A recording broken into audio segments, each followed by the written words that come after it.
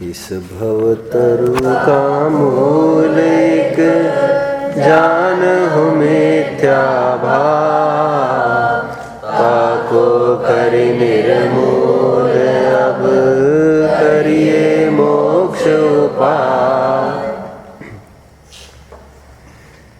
Great people don't do different things. Great people do the same things differently. अज्ञानी शास्त्र पढ़ता है, ज्ञानी भी शास्त्र पढ़ता है। ज्ञानी कोई अलग शास्त्र नहीं पढ़ता,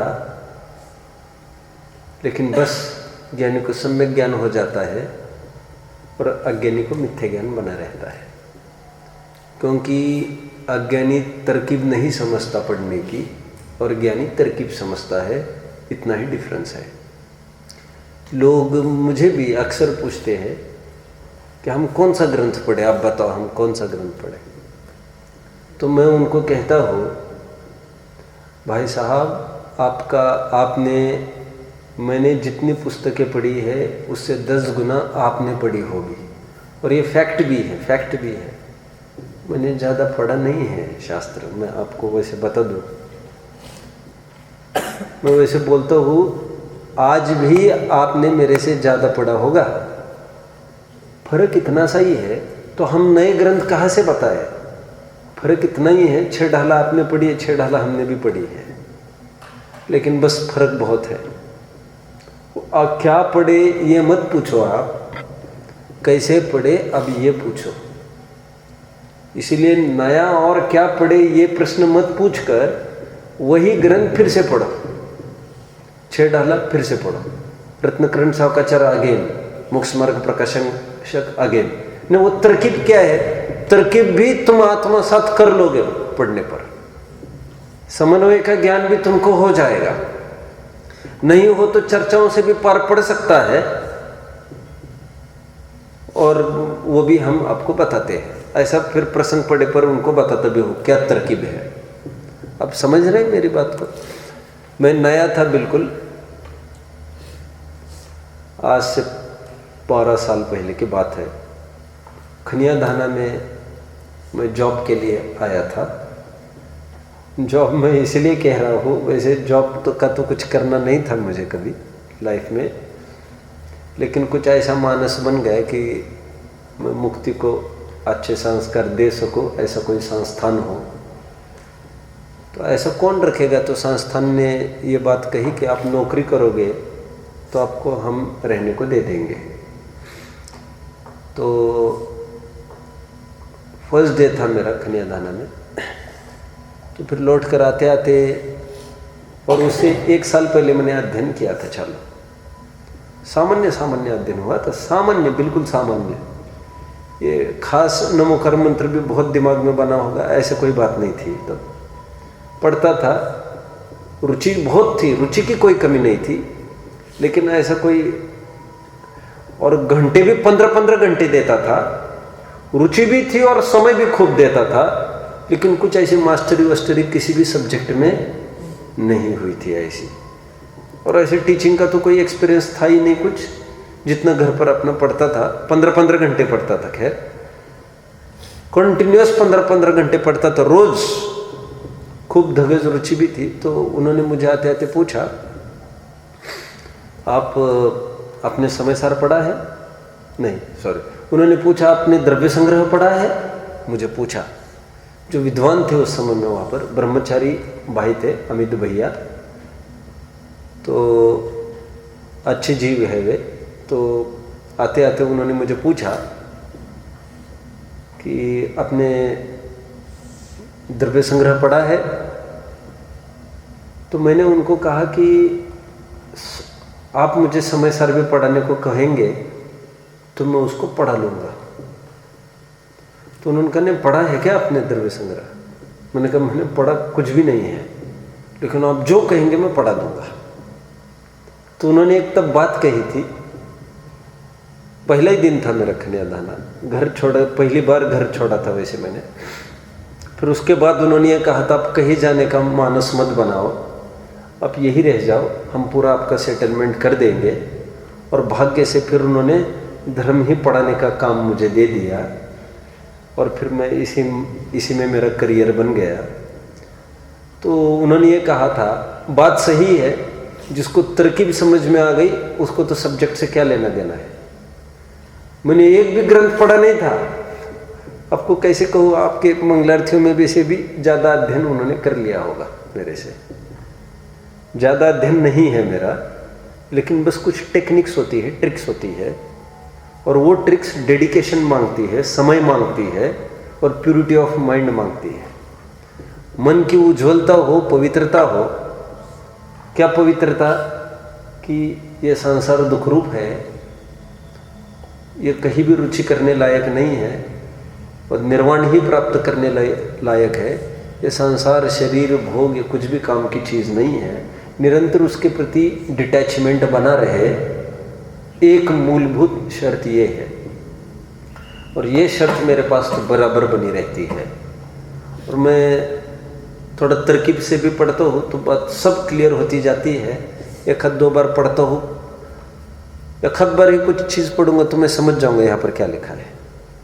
ये बाय लक ऐसा है। तरकीब की बात है, तरकीब की। मूल ग्रंथ कुछ नहीं पढ़े बिना वो तरकीब एक बार ख्याल में आए। और तरकीब क्या है? निश्चय, व्यवहार, निमित्त, उपादान, कहाँ पर कैसा क्या कथन है, किसका कितना वजन है, वो समझे, दैट्स ऑल। तो टोडरमल जी का यहाँ पर यही कहना है कि उनके मोक्ष मार्ग प्रकाशक के आधार से जो पाठ हम देख रहे हैं उसकी बात चल रही है। राजा ने युद्ध पर जा रहे थे, जितने में नौकर को इशारा करके ये कहा, सैंधव आनेय, सैंधव आनेय। सैंधव मतलब सेंधव नमक, सेंधा नमक। वो सेंधा नमक लेके आया। वो ये नहीं समझा सैंधव का अर्थ घोड़ा भी होता है, नमक भी होता है। सिंध घाटी में घोड़ों की बहुलता है, इसलिए घोड़े का एक नाम सैंधव भी है। वहाँ के घोड़े प्रसिद्ध है सिंधु घाटी के, इसलिए घोड़े का एक नाम सैंधव है। लेकिन युद्ध पर जाते हुए राजा को नमक का क्या लेना देना है? You didn't understand the reference to the context. वहां पर प्रकरण क्या चल रहा है और तुम क्या कर रहे हो? लड़ाई को जाते समय सैंधव आने मतलब तुमको घोड़ा लेके जाना चाहिए था, और जब भोजन करने बैठे तो उन्होंने कहा सैंधव आने, तो वहां पर घोड़ा लेके जाने का क्या काम था? कौन से प्रसंग पर क्या करना, यह तुम्हारे दिमाग में भली भांति होना चाहिए। क्या प्रसंग चल रहा है, प्रसंग को देखकर अर्थ करने का टेक्निक होता है, टेक्निक। तो यहां पर कल काफी बात आई थी कि साहब क्या तरकीब है, वो वैसे क्या तरकीब है, हमको तो बताओ। तो टोडरमल जी एक ही तरकीब देते हैं, जहां पर परमार्थ का कथन है उसको सत्यार्थ मानना, और जहां उपचार का कथन है उसको असत्यार्थ मानना। जैसे जीव को नारकी देव तिर्यंच कहा, अभी लिखो मत कोई, तो वो उपचार का कथन समझना, क्योंकि वो सत्यार्थ नहीं है। जीव का अपना रूप जानना देखना है, पर द्रव्य रूप होना उसका काम नहीं है। तो सत्यार्थ इतना ही जानना, जो चेतनमय वस्तु है वही मैं। ये तरकीब दे रहे हैं, यथार्थ सो निश्चय और उपचार सो व्यवहार। और निश्चय सच्चा होता है और व्यवहार सच्चा नहीं होता है, लेकिन उसका निरूपण इसलिए किया जाता है क्योंकि अज्ञानियों को उनकी अपनी वोकेबलरी से समझाना पड़ता है। लातों के भूत बातों से नहीं मानते, उसको बोलने से नहीं समझ में आएगा ना, तुम हटो ना, हम समझाते हैं अभी अच्छे से हिंदी में, फटाफट समझ जाएगा। तो जो जहां से समझता है वहां से समझाना चाहिए, समझाना जरूरी है। आग्रह भाषा का नहीं है इनका, इसलिए व्यवहार बीच में आ पड़ता है। और अनुभूति के काल में गुण भेद पर्याय भेद भी गौण हो जाता है, इसलिए उसको भी व्यवहार बोल दिया, वो नहीं है ऐसी बात नहीं है। वो असद्भुत व्यवहार व सद्भुत व्यवहार झूठा है ऐसा नहीं है। शरीर कभी भी जीव रूप नहीं होता, उसी प्रकार ज्ञान दर्शन जीव में नहीं है ऐसा नहीं है। दोनों व्यवहार का अलग अलग बात है। व्यवहार मतलब इतना ही समझना, इसका वजन ज्यादा नहीं देना। जैसे इंडिया के नक्शे में लाइंस दो प्रकार की होती है, एक डॉटेड और एक बोल्ड। डॉटेड का प्रयोग ज्यादा होता है, बोल्ड का प्रयोग कम होता है। स्टेट्स 29 का विभाजन करने के लिए पूरा बीच में है, पूरा डॉटेड है और बाहर बोल्ड है। तो है तो पार्टीशन है तो, लेकिन ज्यादा तुल नहीं देना चाहिए जितना बोल्ड का है। आप समझ रहे होंगे। गुण ज्ञान दर्शन एक तो नहीं है, अलग अलग तो है, लेकिन इतना तुल नहीं देना कि भाई दो द्रव्यवत्व अलग है, एक अपने ही तो है। ऐसे जहां जो अपेक्षा है वो समझना चाहिए। व्यवहार बीच में आता है, उसको उतना इंपॉर्टेंस देकर use and then throw, use and throw policy होती है। तो काम पुरता उसका काम में ले लेना, टाइम पुरता, और फिर बाद में वो अपने आप हे हो जाता है।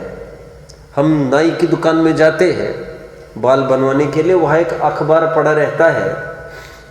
जब तक नंबर नहीं आता हमारा तब तक अखबार में मुंह घुसाए रहते हैं हम। वो अखबार पढ़ने के लिए नहीं होता है। वो कोई के साथ नंबर आ गए, अभी बहुत अच्छी खबर आ रही है, अभी बहुत अच्छी खबर आ रही है। अखबार वो कोई उसके लिए थोड़ी रखा है, और रोजाना वहां पर आकर भीड़ करे लोग अखबार के लिए, वो उनको भगाएगा। ये ग्राहक के लिए है ना, पढ़ने के लिए। ग्राहक को भी उतनी देर के लिए है जब तक नंबर नहीं आए।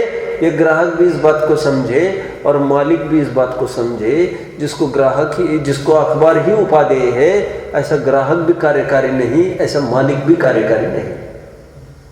लेकिन अखबार रखते ही नहीं है तो वो तो सब नंबर अभी टाइम है ये निकला।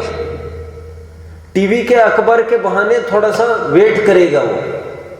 तो अखबार रखना भी जरूरी है, क्योंकि सब प्रकार के जीव है तो उनका टाइम पास 10 सब रुक जाओ, तब तक देख लो, मैच चल रही, टीवी देख लो। लेकिन नाई वो कटिंग बनाते समय, दाढ़ी बनाते समय ये लगा छक्का, ऐसा थोड़ी चलेगा। नाई नहीं इन्वॉल्व हो उसमें। क्या कहा मुझे? नाई इन्वॉल्व नहीं हो छक्के चौके में। इसकी गर्दन तुम्हारे हाथ में है, इसकी जान। वहां पर छक्का आउट खिंच जाएगा तो यहाँ पर वस्त्र चल जाएगा। तो नाई को ध्यान नहीं देना इसमें। ज्ञानी जन अज्ञानी की भाषा बोलते हैं, लेकिन स्वयं अज्ञानी नहीं होते।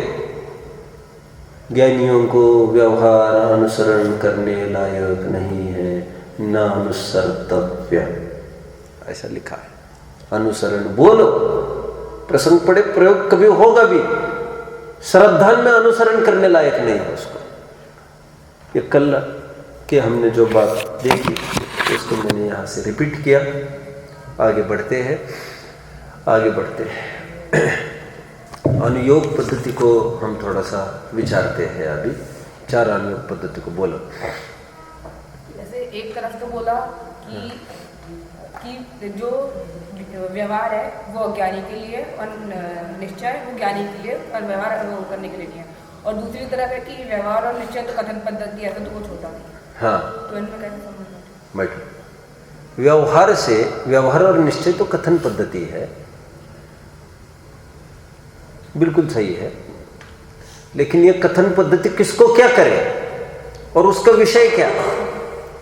जैसे निश्चय से निर्वाण की प्राप्ति होगी तो सब निश्चय तो कथन पद्धति है। हाँ, बात सही है। लेकिन निश्चय से चेतनमयी वस्तु को आत्मा कहा, तो निश्चय नए से निर्वाण की प्राप्ति है का मतलब निश्चय नए ने जो वस्तु दिखाई है उसके आश्रय से निर्वाण होगा, ऐसा समझना। कोई कथन पद्धति से निर्वाण नहीं होता। निश्चय नए से निर्वाण होगा मतलब निश्चय नए ने बताए वस्तु से निर्वाण, उसके आश्रय से निर्वाण होगा। स्पष्ट हो रहा है? हाँ, आगे बढ़ते हैं। 4 अनुयोग की और बात लेते हैं अपन। बोलो। बात है तो जैसा अभी निकाल लगता है कि वो एक वस्तु को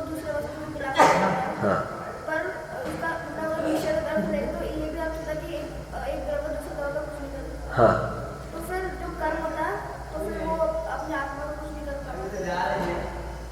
कर्म आत्मा को कुछ नहीं कर पाता, लेकिन फिर भी ऐसी कार्य कारण की भाषा चलती है। जैसे कल हमने व्यवहार तीसरे प्रकार का देखा था, क्योंकि निमित्त नैमित्तिक संबंध घना है। परमार्थ से करता कुछ नहीं है, लेकिन जब भी यहां पर कुछ होगा तो द्रव्य कर्म का उदय वहां पर होगा।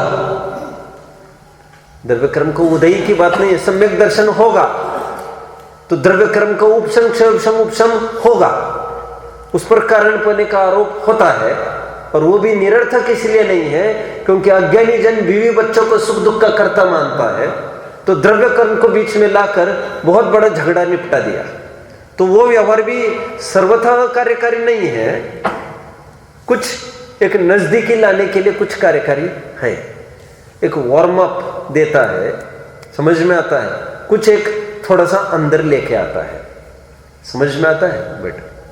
चार आनियों की कथन पद्धति को वो किस प्रकार नहीं समझता, कैसे समझना चाहिए, यह सेकंड पार्ट की अभी चर्चा प्रारंभ करते हैं। निश्चय व्यवहार का नई की शैली के एक पार्ट पूरा हुआ, चार अनुयोग की बात को उठाते हैं। देखिए, आपने वैसे चार अनुयोग भी पाठ पढ़ा है और निश्चय व्यवहार पाठ भी पढ़ा है, वीतराग विज्ञान में सब चला है। सबसे पहले हम प्रथमानुयोग की व्याख्यान की पद्धति को हम देखते हैं। इसका प्रॉपर चार्ट चले बनेगा।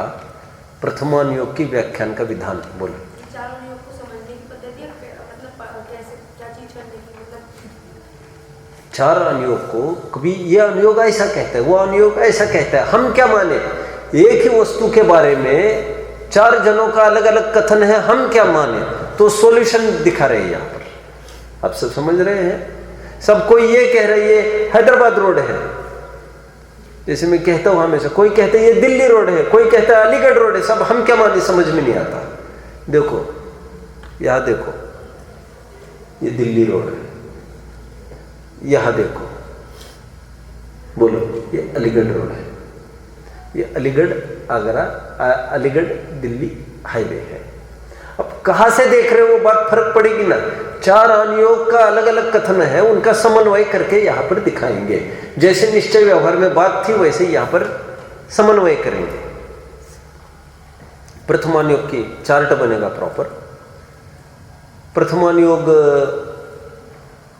चार्ट बनाते समय 3 ब्रांचेस इसके करो। इसका व्याख्यान का विधान 3 प्रकार से होता है।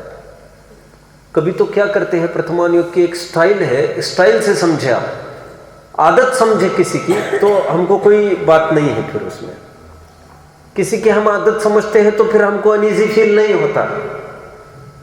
होता ना, बहुत जनों की आदत होती है, जैसे आप लोगों ने देख किसी की आदत तो आंख मारने की है बस, तो एक लड़की तो थप्पड़ जड़ देवे उसको, लेकिन ये ख्याल में आए सब उनकी आदत ऐसी ही है।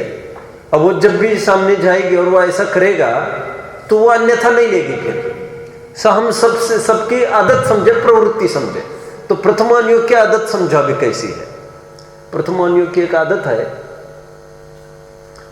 कि नंबर 1 वो क्या करता है, वैसी ही बात नहीं करता वो जैसी ओरिजिनली हुई थी। लकीर का फकीर नहीं बनता वो वहां के कुछ अंश उठाकर माल मसाला अपना मिला देता है। ये पहली बात, क्या क्या उसको माल मसाला अपना मिला देता है। ये पहली प्रथमानुयोग की पहली पद्धति है ये कथन की। जैसे गणधर ने वहां पर बैठे इंद्रों ने तीर्थंकर की स्तुति की, तो प्रथमानुयोग में खूब वर्णन है कैसी कैसी स्तुति की। हे 3 लोक के नाथ, आप तो अद्भुत हो, मानो ये 3 छत्र, मानो 3 लोक पर आपका प्रभुत्व है, ये दिखाते हैं। अभी प्रथमानुयोग में ये सब लिखते जा रहे हैं, जरूरी नहीं है ये कि ये डायलॉग उन्होंने बोले होंगे, एक दुक्का तिक्का कुछ बोला होगा, बहुत माल मसाला अपने में लगाते हैं। ये प्रथमानुयोग की ऐसी ही आदत से मजबूर है वो, इसमें असत्यता की कोई बात नहीं आती, समझ में आता है। प्रयोजन की सिद्धि के लिए कुछ भी हो सकता है, एक बात पर अपन चल रहे और उसी को मैं खोल रहा हूं। अभी मैं आपको थोड़ा सा बता दूं। डॉक्टर साहब एक पुस्तक लिख रहे थे, भगवान महावीर और उनका सर्वोदय तीर्थ। तो उसमें प्रसंग आ रहा था, ये भगवान महावीर का 25वां निर्वाण महोत्सव मनाया जा रहा था। तब की बात है, आज से 44 साल पहले की बात है। भगवान महावीर का 25वां निर्वाण महोत्सव एक देशव्यापी स्तर पर मनाया जा रहा था। तो एक आह्वान कर रहे थे जैनेतर लोग कि जैनी लोग कुछ ऐसे ग्रंथ बनाए जो सभी उसको पढ़ सके, एक इजी और पूरा जैनिज्म उसमें आ जाए। तो कोई आगे आए बड़े और कोई पुस्तक लिखे। उस योग में 2-3 पुस्तकें लिखी गई। उसमें डॉक्टर साहब ने भी एक पुस्तक लिखी, एक वर्णी जी ने भी लिखी, एक कैलाश चंद जी ने भी लिखी। ऐसी 3 पुस्तकें तब सामने आई फिर, और तीनों अपने अपने अद्भुत है। तो कहने की बात यह है, डॉक्टर साहब उसमें महावीर भगवान का 10वां पूर्वभाव लिख रहे हैं। और ये जो आप चित्र देख रहे हैं यहाँ पर ऊपर, तो ऊपर जो 2 मुनिराज जाकर शेर को उपदेश दे रहे हैं। प्रसंग वो लिखना है उनको। अब प्रसंग लिखते समय दिक्कत ये आने लग गई कि उपदेश कैसा देवे। तो उन्होंने पूरा कैसा उपदेश दिया, तो उन्होंने ये लिखा, हे जी तो त्रिकाली है, तो ध्रुव है, अनादि अनंत है, तो काल से खंडित नहीं होता, तो द्रव्य से खंडित नहीं होता, तो क्षेत्र से खंडित नहीं होता, आदि आदि पूरा लिख लिया। और 1-2 बजे विश्राम करने के लिए लेट गए। अबाउट टू स्लीप थे, रात में यही सोच रहे थे।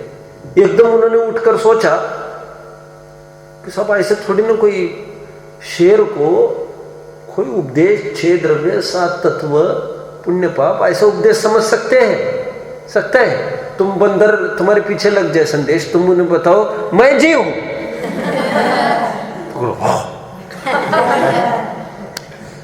वो तो उसको थोड़ी ना ये कहना है कि वो जीव नहीं है। उसको तो वो क्या समझेगा? एक बंदर से हम अनुमान कर सकते हैं। अब बंदर को कभी कहकर देखना, जैसा उपदेश शेर को दिया था, आप भी, मेरा ये कहना है आपको, आप भी बंदर का ऐसा कुछ उपदेश देकर आप भी उसको सम्यक तो कराए। और ऐसे मंगलायतन के सभी बंदरों को सम्यक तो कराने का कौन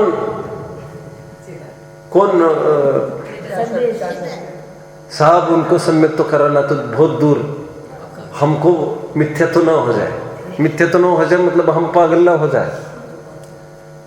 तो पशुओं को कैसे समझाना ये? वो क्या भाषा समझते हैं क्या हमारी? तो डॉक्टर साहब एकदम उठे और उन्होंने सोचा ऐसे थोड़ी ना वो समझता है, क्या करे। उसको हटा दिया उस पार्ट को। फिर दूसरा कुछ विचार करने लग गए। फिर बहुत टाइम बाद ये ख्याल में आया कि त्रिकाली का तो वो अर्थ क्या जानेगा, बड़े बड़े विद्वान त्रिकाली और ध्रुव का मतलब नहीं समझते हैं, वो शेर कहाँ समझेगा।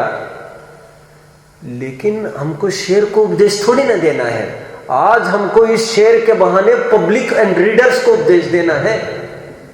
तो जरूरी थोड़ी है वैसे उपदेश दिया होगा, तू ध्रुव है, तू शुद्ध है, तू भावी तीर्थंकर है, तो वो समझ, हाँ भावी तीर्थंकर बोल रहे मुझे, अभी दहाड़ना बंद करो। ऐसा कुछ समझता होगा वो ऐसी क्या भाषा समझता है? तो डॉक्टर मतलब उन्होंने ये सोचा कोई जरूरी नहीं है उन्होंने ऐसे उपदेश दिया हो। अरे उन्होंने उपदेश दिया हो ये भी जरूरी नहीं है। वो सामने आए रहेंगे, खड़े हुए रहेंगे, और बाय चांस वो चुप हुआ रहेगा, एक्चुअली हुआ तो ये भी होगा। लेकिन प्रथमानुयोग जब हम कहानी लिखने बैठे हैं तो कहानी में कैसा मजा आएगा, और कहानी के जरिए हमको वो उनकी नहीं बतानी है, हम उनके जरिए पब्लिक को कुछ मैसेज देना है। कितने जन फॉलो कर रहे हैं? अब सब जन फॉलो कर रहे बराबर है ना? Very good. आप में स्पिरिट चाहिए तो फिर कोई बात है। मतलब वैसा कि वैसे प्रथमानुयोग इज नॉट बाउंड, लकीर का फकीर है ही नहीं, उसको पूरी छूट मिल गई है। Any how he can tackle. हम एक बार मैं और एक विद्वान घूम रहे थे।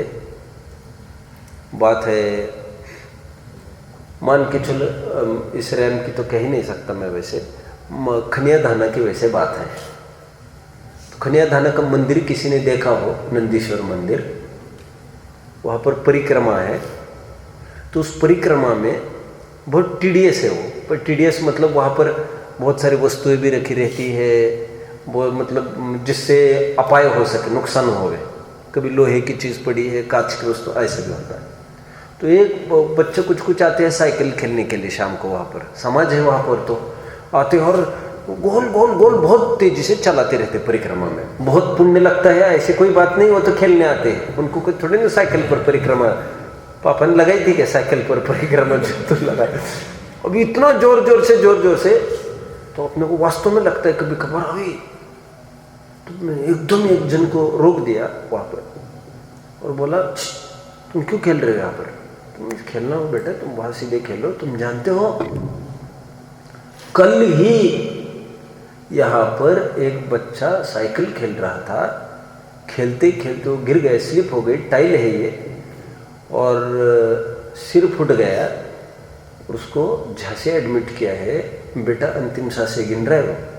हाँ। तो फिर वो गया, तो मेरे साथ एक विद्वान थे, बोले कब हुआ ऐसा? कल। मैंने कहा प्रथमानुयोग के ऐसी ही शैली है। क्या कहा? होना जरूरी नहीं है, हमको किसी को निवृत्त कराना हो तो ऐसी कुछ भी कहानियां बड़े कोई जरूरी नहीं है। जरूरी नहीं है ये कुछ ऐसे पापी कुछ हुए होंगे जिन्होंने 500,000 कोई मुनियों को कहानी में पेला होगा और क्या हुआ होगा। मैं प्रश्न चिन्ह नहीं खड़ा कर रहा हूँ इतिहास पर, लेकिन मैं ये कह रहा हूँ उनको पूरा राइट है कहानियों में पूरा ट्विस्ट लाने का, पूरा पात्र बदलने का। नहीं तो ऐसा लगता है, एक विजय कुमार नाम के सेठ थे, उनका विजय नामक पुत्र था, उनकी लड़की से उसकी लड़की शादी हुई, बहू का नाम विजया था। है विजय कुमार, विजया, और हजारों कहानियां ऐसी मिलती है, विजय और विजया। अरे और हजरत देवदत्त और उनकी पत्नी का नाम देवदत्ता। तो नाम की कोई बात नहीं है, सब ऐसा हुआ होगा क्या। और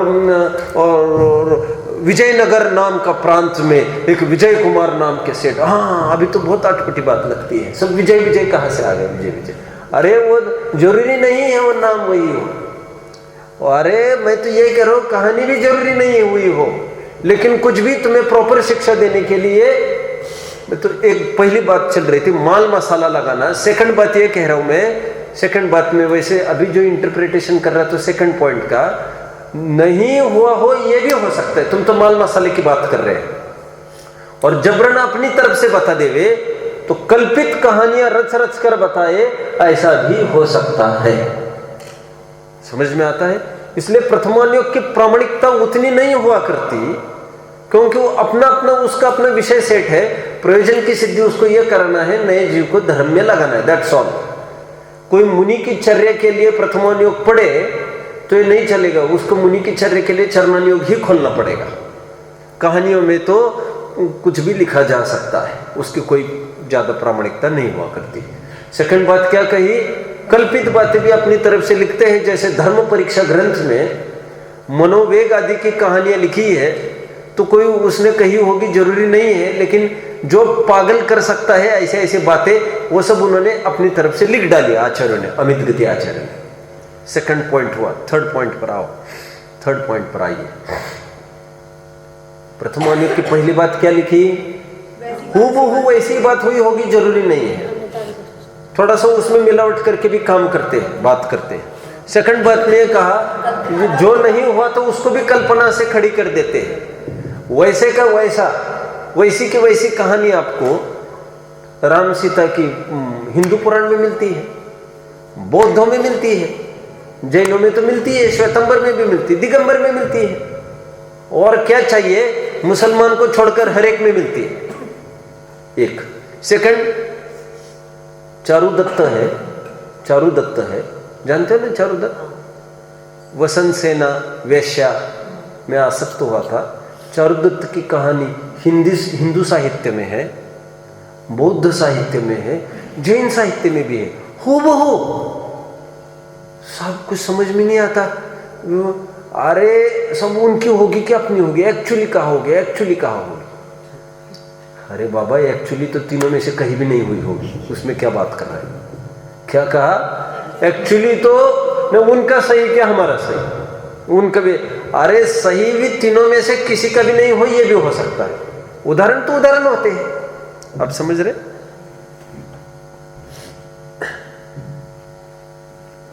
मैंने एक बार, एक भाई आए थे मेरे, तो बहन के स्वाध्याय में बैठे थे एक दिन। तो मुझे भी खूब सुना है उन्होंने, सैकड़ों घंटा मुझे सुना है सीडी वगैरह में, आज भी वही सुनते ही रहते 4-5 घंटा। तो उन्होंने कहा, आज मैं बहन की क्लास में बैठा, आपके जीवन में जैसी घटना हुई है आपके स्कूल लाइफ में, हूबहू वैसी की वैसी ही घटना बहन के जीवन में हुई है, ये ऐसा कैसे हो गए? मैंने कहा ऐसी की ऐसी घटना डॉक्टर साहब के भी जीवन में घटित हुई है। ऐसा कैसे? मैंने कहा क्योंकि किसी के भी जीवन में घटित नहीं हुई हो ऐसा भी हो सकता है। तो बोले समझ गया मैं आगे। अरे उन्होंने कोई किसी के जीवन में घटित हुई हो और अपने जीवन में घटित हुई दिखाए, तो उसमें क्या क्या, उस पर क्या एफआईआर दर्ज होने वाला है क्या सत्य का? प्रथमान योग में ऐसा नहीं होता, जब प्योर प्रोविजन इज प्रॉपर। समझ में आता है?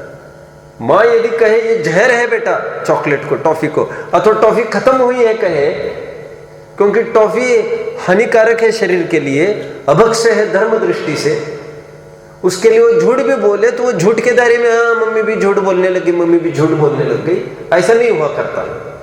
आप समझे? थर्ड बात, प्रथमानुयोग की और एक शैली है कि कभी कभी वो नाजायज की भी प्रशंसा कर बैठता है, लेकिन औरों को उसका छल ग्रहण नहीं करना चाहिए। जैसे 3, अभी तीसरा कॉलम बना है ना आपका, उसमें ए और बी लिखना है। ए में लिखना है, जैसे विष्णु कुमार मुनि ने दीक्षा छेद करके अकंपनाचार्य आदि पर आए हुए उपसर्ग को दूर करने की चेष्टा करी, प्रथमानुयोग ने खूब प्रशंसा करी है, लेकिन इसका छल ग्रहण करके कोई मुनि होकर ऐसी प्रभाव न करना चाहे अन्य मुनियों की रक्षा, तो ये हरगिज ठीक नहीं है। क्यों साहब? क्योंकि अपने मुनि पद को दांव पर लगाकर अन्य मुनि की रक्षा का विकल्प करना, ये तो स्वयं बिगड़कर दूसरों को बचाने का भाव, क्या क्या मतलब है इसका? आप समझ रहे? गृहस्थ करते तो करते, मुनि को अपनी दीक्षा का छेद करके बावनिया का भेष बनाकर छल से, बल से, मायाचारी से यह सब करना पड़ा। समझ में रहे? ये एक्चुअली ठीक नहीं हुआ। आध्यात्मिक दृष्टि विचार किया जाए, उनका तो पतन हुआ है। मुनि अवस्था से च्युत होकर तो असंयमी बन गए हैं, इसलिए ये ठीक नहीं है। लेकिन प्रथमानुयोग उनकी प्रशंसा करता है, लेकिन औरों को उसको फॉलो नहीं करना चाहिए। कितने जन समझ रहे बात को? यहां पर ऐसी बात नहीं कह रहे हैं सब चक्रवर्ती भी छोड़ के चले गए, उन्होंने भी तो कमाया था तो हम भी कमाए, क्या दिक्कत है? ये तो छल की तो बात ही और है। ये यहां पर तो ये कह रहे प्रथमानुयोग में तो जिसकी प्रशंसा करी थी, भरत की तो कमाने के पीछे तो कभी नहीं करी, जिसकी विष्णु कुमार की बचाने के पीछे करी, सो वो भी यथार्थ वैसा नहीं समझ लेना, और तुम भी ऐसा नहीं कर बैठना। ऐसे मुनि संप्रदाय को एक संकेत कर दिया। एक 3B में और एक बात, वे ये कहते हैं, कोई सच्चे देव शास्त्र गुरु के पास आकर मनोती मन्नत मांगता है, पुत्र आदि की प्राप्ति की भावना मांगता है, हे भगवान तुम मेरे झोली भर दोगे तो मैं तुम्हारी झोली, उनकी तो झोली है ही नहीं सच पूछो तो मैं तुम्हारी झोली भर दूंगा, तुम्हारे लिए कोई छत्र वत्र चढ़ा दूंगा, ऐसा कुछ। और मुझे ये हो, लौकिक कामना के पीछे कोई भगवान के दरबार में आए, शिक्षालय होकर भी भिक्षालय समझकर यहां पर कुछ मांगे तो ये नाजायज है, अयोग्य है, अपराध है, ये सब जानते हैं। जिन्होंने सब छोड़ा है उनसे कुछ मांगना ये कितना बड़ा अपराध है। लेकिन प्रथमानुयोग कभी भावुकता में आकर, भावावेश में आकर ऐसे जीवों की प्रशंसा भी कर बैठता है। प्रशंसा क्यों करी साहब उन्होंने? अरे मरने की कीमत पर भी देवी, दहाड़ी, शीतला, पुतला, क्षेत्रपाल, पद्मावती, धर्मेंद्र, इनके पास तो नहीं गया। समझ में आता है? दुर्गा फुर्गा के पास आखिर तक नहीं गया। मरने की कीमत पर भी वो कोई कह रहा तो वो फकीर झड़ाएगा तो काम हो जाएगा। मरने की कीमत पर भी वहां पर नहीं गए। मैं ग्रहित मिथ्या तो नहीं करूंगा, तो वो वहां पर नहीं गया, इसलिए प्रशंसा करी है। लेकिन इस छल से हम भी भगवान को कुछ मांगने लग जाएंगे तो तीव्र पाप बंद होगा। प्रथमानुयोग ने ये जो कदम उठाया है प्रशंसा करने का, वो किस स्थिति में उठाया है ये हमको समझना पड़ेगा। वो बाहर नहीं भटके जीव, इस विकल्प से ये सब हुआ था, लेकिन और जीवों को इसका छल ग्रहण करना योग्य नहीं है। कितने जन फॉलो कर रहे हैं? प्रथमानुयोग की व्याख्या का विधान कंप्लीट हुआ। इसे और जाते जाते एक बात ख्याल में आ रही है, सो मैं बता दूं। चंदन बाला वेश्या के यहाँ बेची गई थी, आप सब जानते हैं। सेठ ने चंदन बाला को खरीद लिया, ये भी आप जानते हैं। तब चंदन बाला को उन्होंने कैसे पहचान लिया ये जैन है? कैसे पहचान लिया? बोलो, किसी को नहीं पता। जब सेठ जी बाजार से गुजर रहे थे तो वो हाथ जोड़कर नमोकार मंत्र बोल रही थी, तो उन्होंने एकदम, अरे जैन नमोकार मंत्र, क्या संकट आ पड़ा, ऐसी ऐसी दुर्दशा, खरीद लिया। नहीं तो औरों को बेचेगी तो इसके साथ कोई व्यभिचार कर बैठेगा, मैं उसकी इज्जत बचाता हूँ। कोई इज्जत लूटने के लिए खरीद रहा है, खरीदने की सोच रहा है, और कोई इज्जत बचाने के लिए खरीद रहा है। मेरा प्रश्न इतना सा है, चंदन बाला क्या बोल रही थी? नमोकार मंत्र। सेकंड बात, पार्श्वनाथ के जीव ने नाग नागिन के, जख्मी नाग नागिन के युगल को अंत समय में क्या सुनाया था? नमोकार मंत्र सुनाया था। बात 3, जीवनधर चरित्र किसने पढ़ा होगा? वो कुत्ते को, जीवनधर ने मरते हुए कुत्ते को क्या सुनाया था? नमोकार मंत्र। आप सब जानते हैं ये। शुभम चक्रवर्ती ने किसको मिटाया था? नमोकार मंत्र। आप सब जानते हैं। भाई साहब, नमोकार मंत्र तो 2000 वर्ष पहले लिखा गया है। तुम कहाँ बात कर रहे चंदन बाला की, 2700 वर्ष पहले की? तुम कहाँ बात कर रहे जीवनधर की? तुम कहाँ बात कर रहे हैं पार्श्वनाथ की और महावीर के पीछे 300 वर्ष? और तुम कहाँ बात कर रहे हैं किसकी? ठेठ चतुर्थ काल की बात कर रहे हो। और पीछे चलो, शुभम चक्रवर्ती हुए, उन्होंने नमोकार मंत्र तो अब भी बनाए हैं। तो प्रथमानुयोग ऐसा बोलता है, नमोकार मंत्र तब था भी नहीं। तो उनका भाव इतना ही है, इसने किसी प्रकार से देवशास्त्र गुरु की विराधना करी। कितने जन फॉलो कर रहे हैं? नेक्स्ट, कर्णानुयोग के व्याख्यान के विधान, इसका चार्ट बनाओ। कर्णानुयोग के व्याख्यान का विधान, इसमें आप 2 कॉलम्स बनाएंगे। बोलो क्या डाउट है, बताओ। भावापेक्षा है, भावापेक्षा, लेकिन शब्द रूप रचना तो सादी शांत है।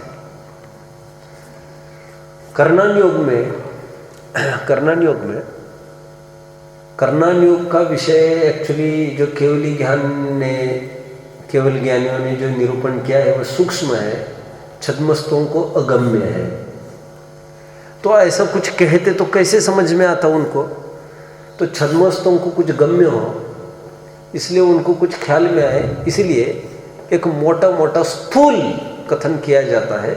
जैसे जीवों के असंख्यात लोक प्रमाण परिणाम होने पर भी उनको 14 भागों में विभाजित करके कहना 14 प्रकार के परिणाम हैं और इनको गुणस्थान कहते हैं, ये स्थूल कथन से बात पार पाड़ी तो कर्णन योग ऐसा स्थूल कथन कर देता है। कितने जन बात को समझ रहे हैं? ये कौन सा प्रकरण चल रहा है? 2 कर्णन योग 1, कर्णन योग 2 दूसरी ब्रांचिंग में आओ तो कर्णन योग में ऐसे प्रकार का कथन है, 2 में आए। हाँ, पहला समझ नहीं आया। कौन सा पहला? अभी जो बोलो समझ में नहीं आया। जीव के परिणाम असंख्यात लोक प्रमाण है। जैसे आप सबके परिणाम, अभी जैसे दर्शिल के परिणाम है वैसे निमिष के परिणाम होना जरूरी है? अरे यहाँ पर 25 जन हैं, उन सबके परिणाम एक सरीके नहीं है और मेरे भी आप सरीके नहीं है। अब मेरी बात थोड़ी सी हटा दो थोड़ी देर के लिए। आप सबकी तो एक सरीके नहीं है परिणाम। आप सब कौन से गुणस्थानवर्ती हो? अभी ज्यादा बोलने की वैसे आवश्यकता नहीं है आप लोगों को, लेकिन मान के चलो अभी पहले भी हो अथवा चौथे भी हो, हम क्यों हल्की भावना भाए? या तो पहला गुणस्थान होगा या चौथा होगा आपका, क्योंकि ऐसा कोई ना कोई होगा ना इसमें जो रात्रि में दूध नहीं पीता। कोई है इसमें? वैसे पानी पी लेते हो लेकिन आप लोग, है ना, सब पानी पीने वाले हैं। तो जो रात में सूर्यास्त के बाद जैसी चरणन योग की मर्यादा कही है, हूबहू वैसा जो पालन करता है वो स्वयं को क्यों मिथ्या दृष्टि माने? तो मान के चलो अभी रात में दूध नहीं पीते हैं तो मैं मान के चलता हूं आप चतुर्थ गुणस्थानवर्ती हो। ओके, तो चौथे कोई दिक्कत तो नहीं ना? किसी एक का तो ठेका नहीं है, कोई ऐसी कोई एजेंसी डिस्ट्रीब्यूटरशिप तो है नहीं कोई। सब मैं डिक्लेयर करता हूं भरी सभा में, शाश्वत हो गए हैं सम्यक दृष्टि में। मैं डिक्लेयर करता हूं सभा में शुभम को भी एक सम्यक दृष्टि, हाँ मैंने देखा है। तो सब आपको डिस्ट्रीब्यूटरशिप बांटी किसने? जो आप बांटते जा रहे हो, आपको सर्टिफिकेशन का किसने दे दिया? किसी को ख्याल में वो किसी को 2-4 जन पर किसी पर हाथ रख रहा है, बस उनका निहाल कर रहे हो। अब समझो मेरी बात को। लेकिन हम सबका चौथा गुणस्थान होते हुए भी सबका परिणाम एक सरीका तो है नहीं। आप बात को समझो। तो परिणाम एक सरीका नहीं होते हुए भी मोटा मोटा क्लासिफिकेशन ऐसा कर दिया कि ये सब चौथे गुणस्थानवर्ती जीव है। आप समझ रहे कि नहीं समझ रहे? क्योंकि ऐसा तो गुणस्थान यदि कहेंगे तो असंख्यात लोक प्रमाण भाव है, तो उतने गुणस्थान कहने बनते और फिर गुणस्थान का पाठ कैसे पढ़ाते हम? 14 गुणस्थान है तभी तो हम थोड़ा बहुत कुछ बता पाते हैं। तो वर्गीकरण एक लॉट में लेकर बात चलती है। जैसे 80 मंगलार्थियों को 5 में विभाजन करके बात करी, 8th के, 9th के, 10th के, 11th के, 12th के, तो मोटा मोटा वर्गीकरण हो गया बुद्धि अनुसार।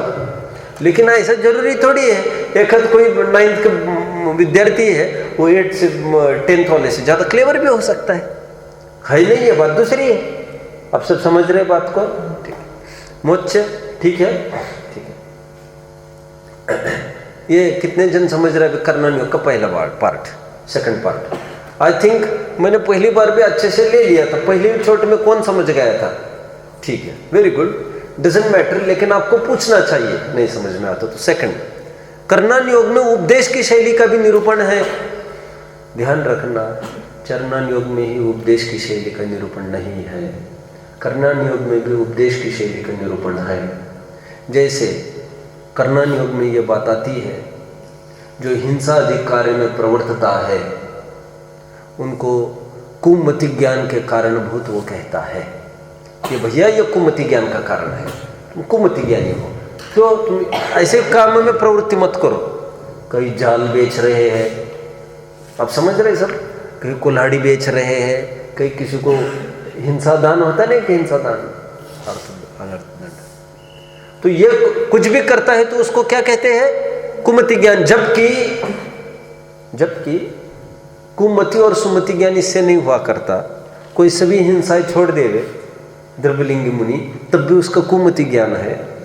और प्रसंग पड़े, हाथ में तलवार लेनी पड़े, बाण चलाने पड़े, 10-20 नहीं, बोलो कितनी लाशें बिछानी पड़े, हजारों लाखों, खून की नदियां बहने लग जाए और फिर भी सम्यक ज्ञानी हो सकते हैं कि नहीं? सुमति, भरत जी है, आप समझ रहे हैं ना, रावण लक्ष्मण है, ये सब क्या कर किया था इन्होंने।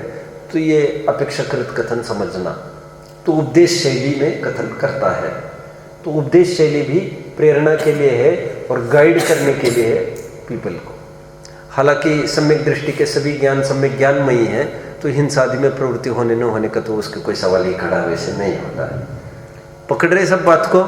नेक्स्ट, चरणान योग की कथन पद्धति। आइए, इसमें भी 2 ब्रांचिंग आप करेंगे। 2 ब्रांचिंग, इसमें 2 प्रकार के उपदेश है। इसमें तो एक बात ऊपर लिखे चरणान योग में, इसमें व्यवहार का उपदेश दिया जाता है। ऊपर ब्रैकेट में लिखो व्यवहार को उपदेश चरणान योग के आगे। अबे ब्रांचिंग में पहली ब्रांच में लिखो मात्र व्यवहार का उपदेश, और सेकंड ब्रांच में लिखेंगे निश्चय सहित व्यवहार का उपदेश। ठीक है? अब नीचे लिखेंगे और अगली लाइन पर किनको व्यवहार का उपदेश अथवा निश्चय सहित व्यवहार का उपदेश किनको देना? तो व्यवहार का उपदेश उनको देना जिनको व्यवहार ही, जिनको निश्चय तो समझ में नहीं आता कुछ भी। क्या कहा? निश्चय समझ में नहीं आता, ना समझाने पर समझ में आएगा, ना वो जानते हैं निश्चय को, ना जनाने से जानने में आएगा। ऐसे जनों को मात्र व्यवहार को उपदेश दिया जाता है, शरीर की क्रियाओं का। ठीक है? और जो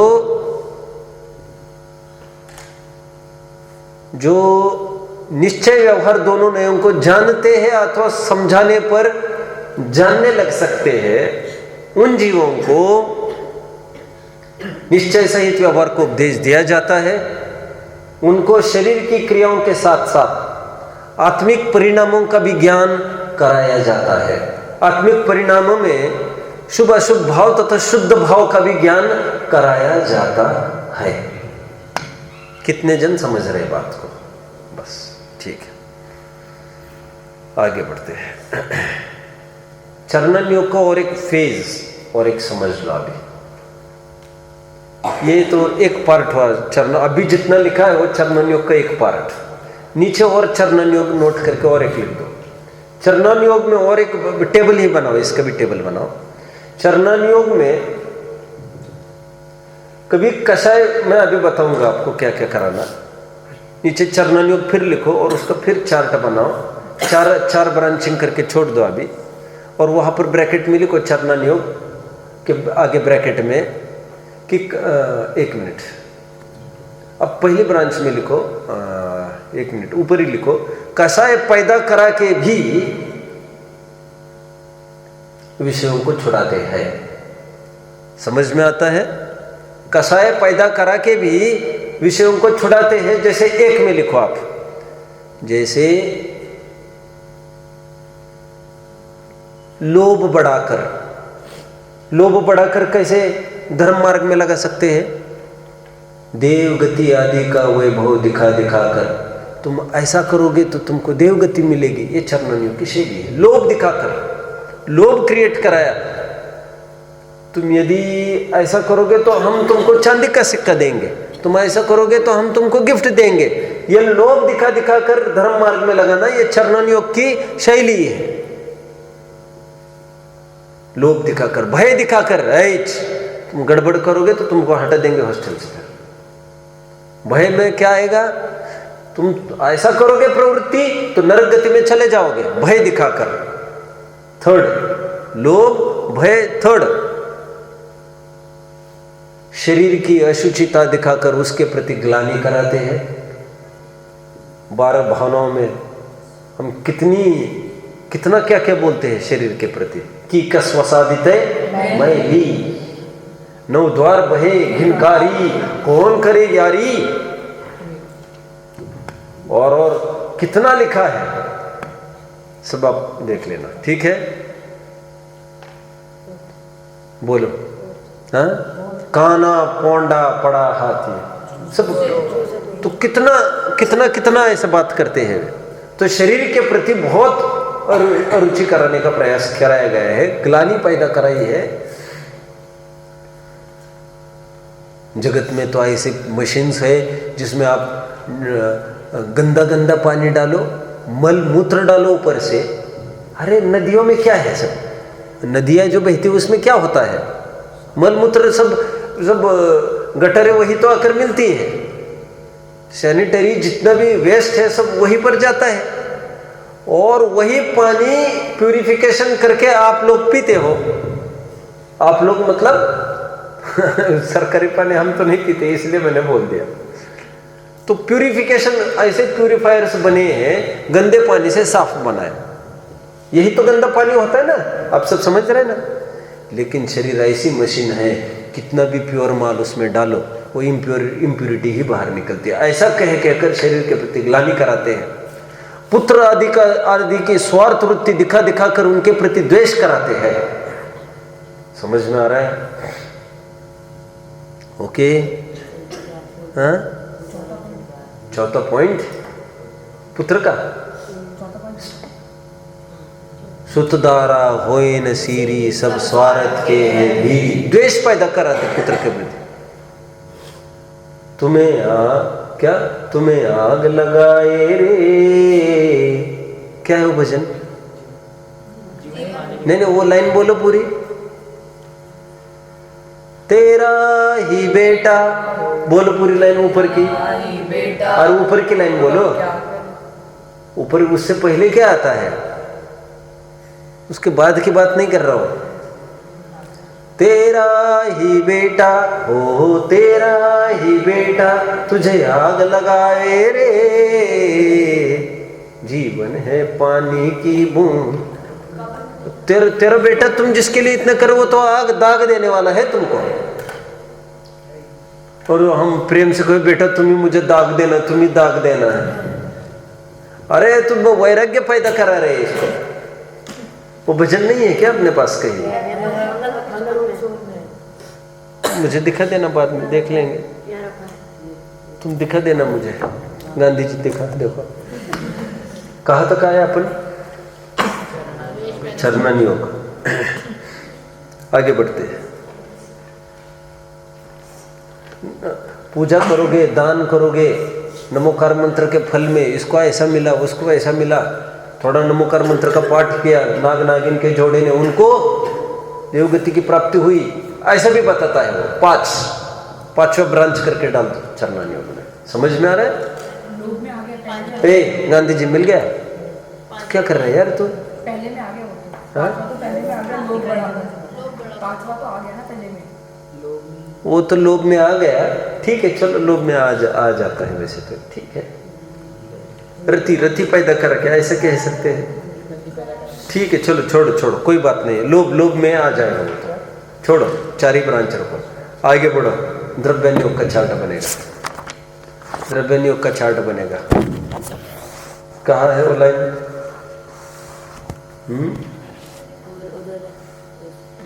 क्या कहाँ है? क्या है?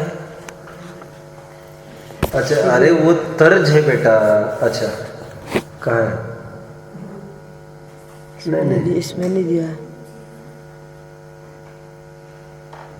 इसमें नहीं दिया। नहीं, इसमें नहीं है वो तो, जो मैं कह रहा हूँ। इसमें नहीं है, जो इसमें नहीं है मतलब वो, और उसकी तर्ज पर है बेटा वो गाना, वो बात अलग है। द्रव्यानुयोग में लिखा। आज सुबह बात आई थी द्रव्यानुयोग में हेतु, युक्ति, उदाहरण से बात को जमाया जाता है न्याय से। द्रव्यानुयोग में होता क्या है? एक जीव अजीव का ऐसा कथन करते हैं जिससे स्वपर भेद विज्ञान हो। समझ में आ रहा है? मैं एक मूलभूत डिफरेंस बताऊं आपको। चरणानुयोग में शरीर को गंदा कहते हैं, द्रव्यानुयोग में शरीर को पर कहते हैं। क्यों छीटा कसी करे किसी पर? क्या कहा? कितने जन समझ रहे हैं? चरणानुयोग में देवशास्त्र गुरु को अच्छा कहते हैं, द्रव्यानुयोग में देवशास्त्र गुरु को पर कहते हैं। क्यों छीटा कसी करे किस पर? सब इसमें क्या छीटा कसी हो गई? To blame others is not only छीटा कसी, तुमने उनको अच्छा कैसे कहा?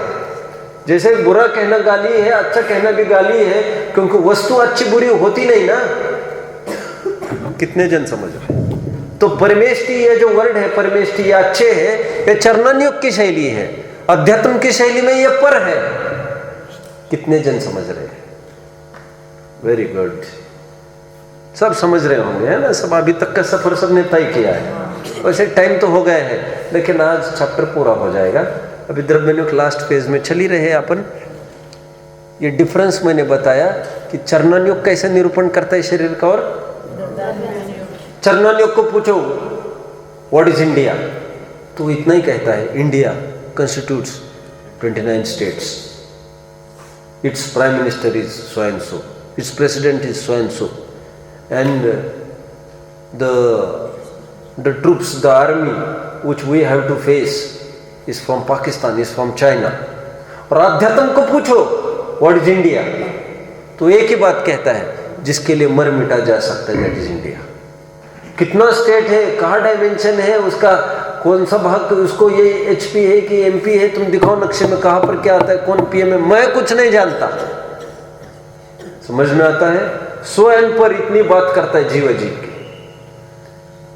बी सेकंड ब्रांच में आओ। सेकंड ब्रांच आश्रवादी का ज्ञान ऐसा करता है जिससे वितरागता हो, जैसे आश्रव हे है। समझ में आता है? अभी वही पूछो आप, आगम में आश्रव कैसा होता है, तो आश्रव के 57 भेद है, आश्रव के 57 भेद है। ऐसा करने से भी आश्रव होता, वैसा करने से भी आश्रव होता है। मारने का भाव आश्रव, बचाने का भाव पुण्य आश्रव, मारने का भाव पाप आश्रव। आगम कहता है, अध्यात्म दो टुक बात क्या कहता है, आश्रव हे है। पर को मारने के भाववत पर को बचाने के भाव भी है। हिंसादिवत अहिंसादिक भावों को भी हे मानता है। बस समझ में आता है? ये जो हमने 72 74 गाथा देखी आज, अधू अनिच्चा असरणा, आज वो भी चरणन्युग की शैली में कथन है आश्रव का। किसने समझा बात को? मैं कहने के पहले कितने किसी को प्रश्न उत्पन्न हुआ था क्या? ये नहीं। ओहो, मतलब एक भी यहाँ पर प्रॉपर नहीं है श्रोता। आपको तुरंत ख्याल में आना चाहिए था, आश्रव को अनित्य, अध्रुव, अशुचि दिखाया, अशरण दिखाया, फिर तो आश्रव है बस इतना कहते और क्या करते? वो खराब है, गंदा है, फलाना है, ढिकाना है, वो घात करता है हमारा, ये तो बोलेगा ना। और कोई दूसरा आगम बोलना हो तो अध्यात्म में भी ये समय सार अध्यात्म का ग्रंथ होने पर भी ये चरणन्युग की शैली की गाथा है। ये समझ में आता है? कितने जन फॉलो करते? 2 3 3 बातें हुई, इसमें 2 हुई। ओके, 2 बात हुई। भेद विज्ञान तथा वितराग दशा, इसको अभिष्ट है, ये 2 बातों में आ गया। भेद आप लोगों ने अच्छा इसी में तो है, 7 तत्व संबंधी भूल भी इसी में है क्या? हाँ, आगे है इसमें। हाँ, अच्छा, भाग 1 में है। फिर आपने पढ़ा होगा, वितरागता तथा भेद विज्ञान के कारणभूत ऐसे जीव तत्वों को नहीं जानता। नहीं पढ़ा? 7 तत्व संबंधी भूल कितना मस्त एकदम चैप्टर है। वो तो ठीक है, लेकिन उसको झूमना चाहिए, एक लाइन में कंठस्थ होना चाहिए उसका। तो जिन शास्त्र में वर्णित जीव के त्रस्थावर आदि भेद को, तथा गुणस्थान मार्गणादि भेद को तो जानता है, पुद्गल के वर्णादि भेद को जानता है, अजीव के पुद्गल आदि भावों को तथा उनके वर्णादि गुणों को जानता है, लेकिन अध्यात्म शास्त्र में वर्णित वितरागता तथा भेद विज्ञान के कारणभूत ऐसे जीव तत्वों को नहीं जानता। ये यहाँ पर जना रहे हैं। बात 3, आत्मानुभव की महिमा गाई जाती है बहुत। ठीक है? जिस बिना नहीं जिन राज सीजे, तू रुलियो जग कीच में, एक घड़ी मत विसरो करो, है ना? 12 भावना में ये 10 लक्षण के पूजन में है ना, संयम में, मतलब यहाँ पर वो संयम की जैसे महिमा गाई, यहाँ पर आत्मानुभव की खूब महिमा गाते। 6 ढाल में भी देखो ना, मोक्ष महल की प्रथम सीढ़ी या विज्ञान चरित्रा, एक फिर प्रथम नरक बिन चढ़बू जो थी, ये सब सम्यक्त्व की महिमा का प्रकरण है, अनुभव की महिमा, ये सब इसमें बताते हैं। ओके, ठीक है। नेक्स्ट, अभी अनुभव की महिमा भी 2 प्रकार से की जा सकती है। वो नारकी नहीं बनेगा, तिर्यंश नहीं बनेगा, ये चरणन युग की शैली में किया गया कथन है। और अनुभव ऐसा रस आता है कि इंद्रियों को भी नहीं आता, अनंत काल तक ऐसे भोगते हैं, उसके सामने सभी इंद्रिय ज्ञान तुच्छ है। यह अध्यात्म का कथन कितने जन समझे। अनुभव की महिमा वे भी गाते हैं, ये भी गाते हैं। आपको समझ में आना चाहिए किसकी क्या शैली है।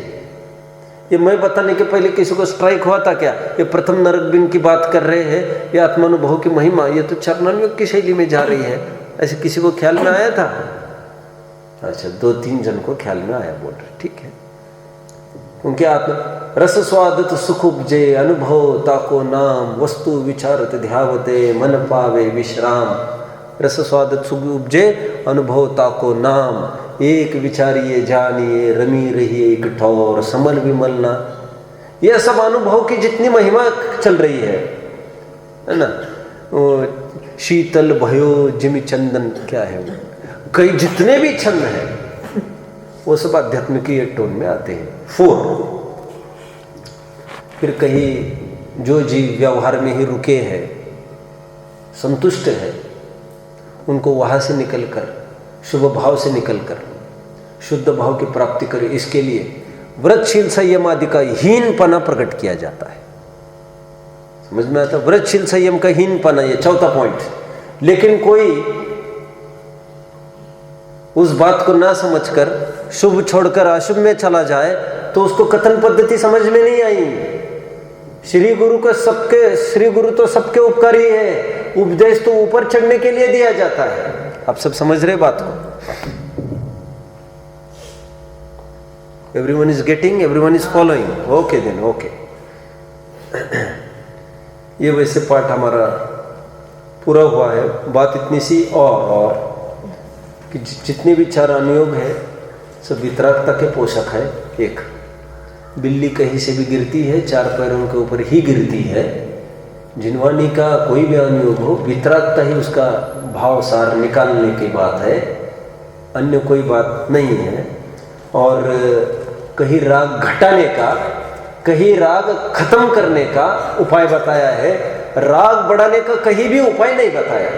आप सब समझ रहे मेरी बात को? कहीं राग मिनिमाइज करने का, कहीं जीरो करने का, मिनिमाइज करने का चरणन योग काम करता है, जीरो करने का काम द्रव्य योग अध्यात्म करता है, लेकिन मैक्सिमाइज करने का कहीं भी विधि विधान नहीं है।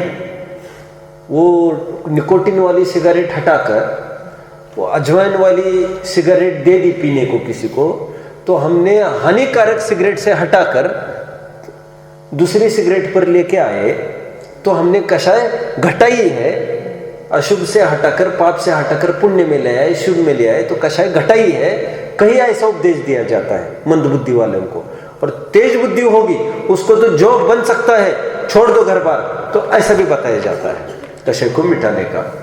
ये समझना और देखेंगे। ओम।